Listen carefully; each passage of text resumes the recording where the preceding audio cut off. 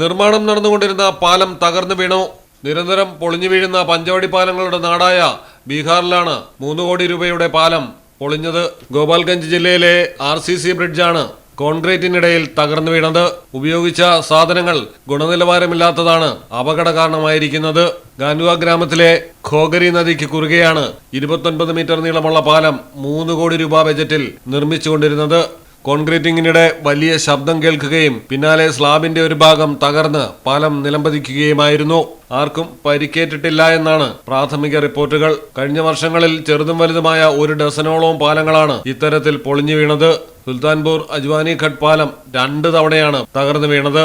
സിക്തി ബ്ലോക്കിനടുത്തുള്ള മറ്റൊരു പാലം ഉദ്ഘാടനത്തിന് മുമ്പേ വീണിരുന്നു. താപ്പാനകളായ കോൺട്രാക്ടർമാരെയും കമ്പനികളെയും പാലം നിർമ്മാണം ഏൽപ്പിക്കുന്നതാണ് സ്ഥിരം പാലം തകരുന്നതിന് കാരണമാകുന്നത്. News desk Malayalam television. നിങ്ങളുടെ വീടിന്റെ അടിത്തറ മുതൽ മേൽക്കൂര വരെ സിൽവാൻ സ്റ്റീൽ ഉറപ്പു നൽകുന്നു. വിശ്വസനീയ ബ്രാൻഡുകളുടെ ഗുണമേന്മയുള്ള ഉൽപ്പന്നങ്ങൾ TMT bar, GP pipe, GI pipe, net sheet, rain cutters, routing sheet, GI coil, polish RAD തുടങ്ങിയ കൺസ്ട്രക്ഷൻ മെറ്റീരിയൽസും മറ്റ് ഇൻഡസ്ട്രിയൽ ഐറ്റംസും സിൽവാൻ സ്റ്റീൽസിൽ ലഭ്യമാണ്. ഓരോ നിർമ്മാണത്തിനും കരുത്തും വിശ്വാസവും നൽകുന്ന പേര് സിൽവാൻ സ്റ്റീൽസ്, കഞ്ഞിപ്പുര, വളാഞ്ചേരി.